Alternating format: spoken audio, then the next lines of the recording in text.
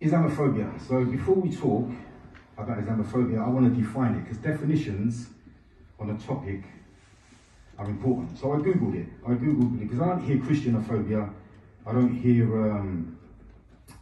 Jewishophobia, I just hear Islamophobia. So what does it mean?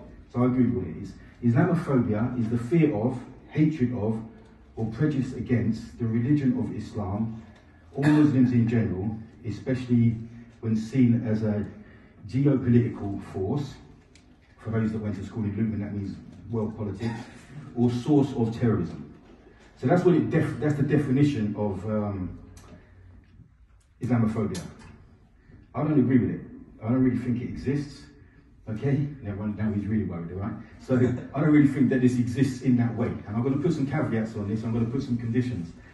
I'm not talking the world level. What's happening in China, Palestine, and all them countries. That's a world level. I'm talking on a community-based level, where we are here now, outside, in schools, in colleges, at work. I don't think it exists like that. I don't think Islamophobia exists. Okay? So what do I mean? Let me unpack that. Is Islam the perfect way of life and a perfect belief? Yes. Is it logical to fear a perfect way of life and a perfect belief? Is that a natural human way? Right. So what do they fear? What don't they like? Are we terrorists? No. So what are they fearing? What is it that they're saying we don't like, or we're fearful of, or we're scared of? Because it can't be Islam.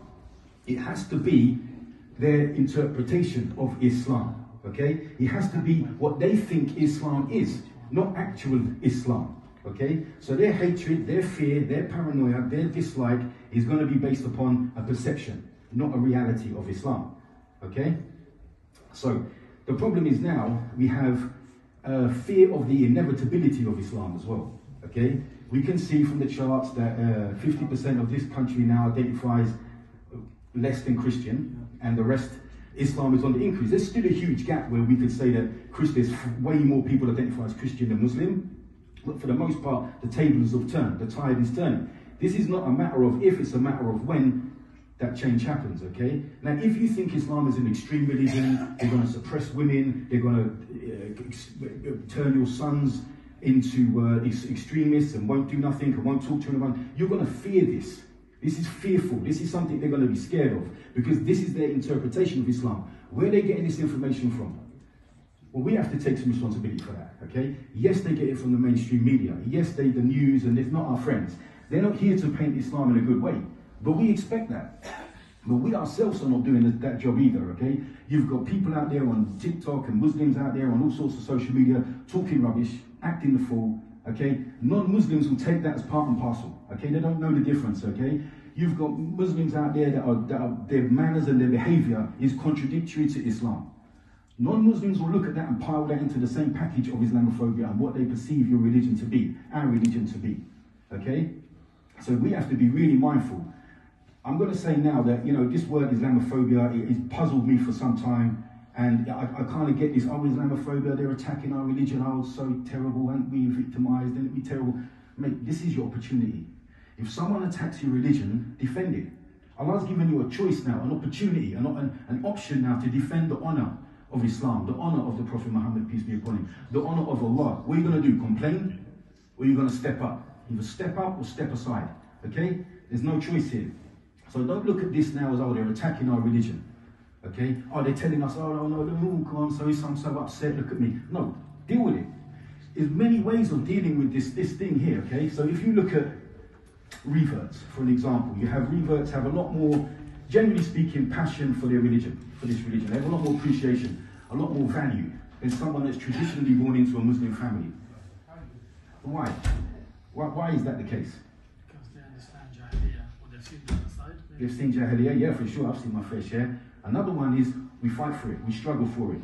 There's value when you work for something. If I give you something all the time, it's free, it's free, it's free. At some point, you won't value it. At some point, you'll take it for granted. Whereas reverts have had struggle. I'm not going to say that reverts have struggled in this country with their life.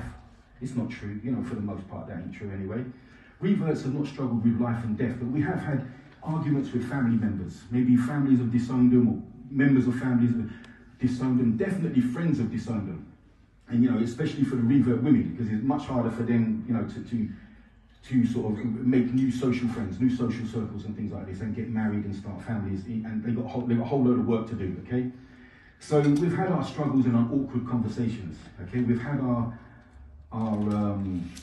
work. We've put some work in, so we have value for this religion. This is why normally you see most reverts are out there giving dawah, whether they're white, black. I mean, black reverts, to be honest, are my favourite type of reverts, you know, because they're staunch. They have like a steadfast, they're staunch in their deen, okay? So I like being around them. But mainly you'll get higher percentage of reverts giving dawah than people that are born into the religion, okay? Why? Because we value it.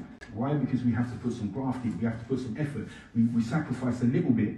And this whole religion is built upon struggle. This whole religion is built upon effort, okay? Allah doesn't say just become Muslim, he says become Muslim and pray.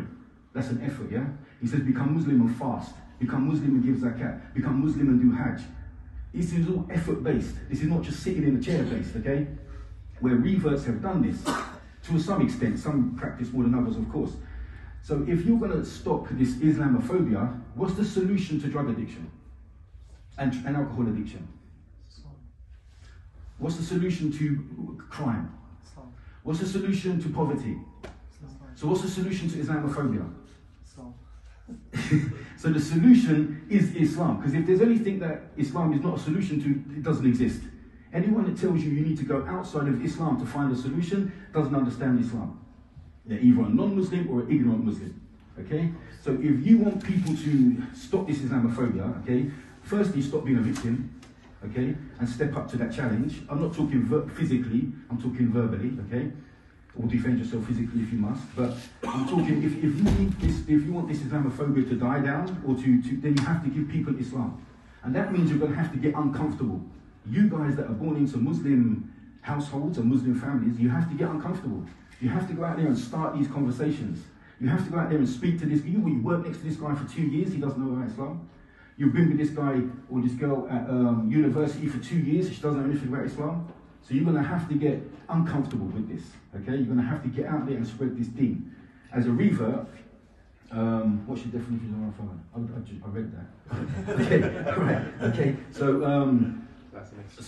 the responsibility is in all of us. If we don't know how to give dawah to white people, okay, practice on me.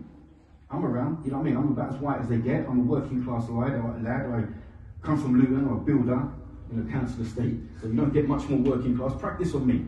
We can set up circles where me and some other reverts come here and we can talk about giving dawah and how to connect with people and how to get out there. Because I'm telling you now, it's not that white people, I'm speaking for white people, not for black people, because obviously I have to stay in a certain lane, okay, but it's relevant to black people as well. And I'm speaking in a masculine, but everything, because I'm identified as a man, but everything that I say is relevant to the sisters as well. You know, we're not excluding the sisters, because without the sisters, the men would be nowhere and nothing. So we need them as well. But we've got to get uncomfortable.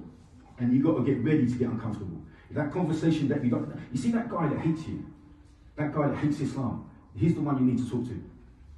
Yeah, he's probably hurting more than anyone, you know? You see that guy that's always sneering at you and joking around you, then that's the guy you need to talk to, okay? Because they're the ones that are probably, sometimes in the English culture, we'll take the mickey in order to start a conversation. Okay, no, I don't need too much, I'm going to wrap it up. Yeah, you're out of trouble now, don't worry. Okay, so Islamophobia, I don't believe in that context socially. I'm like I said, I'm not talking globally, because we know what's happening globally, but socially I think it's a bit of a red herring. I think it's a bit of a straw man. I'm going to have a dead cat argument, okay? The reality is they don't understand our religion. And the reality is that's your fault, and that's my fault, okay? So, inshallah, that's just my take on it, yeah? If I said anything that was upsetting, sorry. I'm not really sorry, but I have to say that.